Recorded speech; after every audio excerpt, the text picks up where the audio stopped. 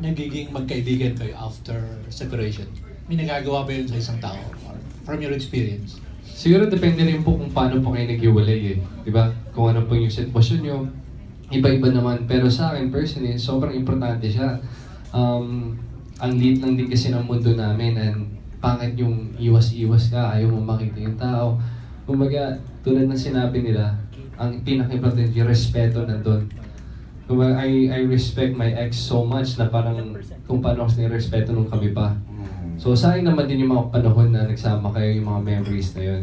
Hindi na ganon yung relationship niyo, pero it doesn't mean na hindi kayo pwedeng mga kamusta or yung catch up. Ganun. So sa akin, importante. Dahil na po sa sitwasyon ko. Yeah, thank you. Miss RC, palagay mo kailangan maging kaibigan mo yung ex mo? Or Required ba? yeah. Hindi naman required na magkabalikan kayo, pero for your Hindi mo peace of hinahanap, mind. hindi hinahanap ng puso Hindi na- mong makapagbalikan. Makipag-friends. Siguro para lang din sa yung peace of mind, tsaka yung kung isipin mo yung maidudulot niya sa sarili mo ha, na para sa akin, para wala ka nang iisipin, yun nga.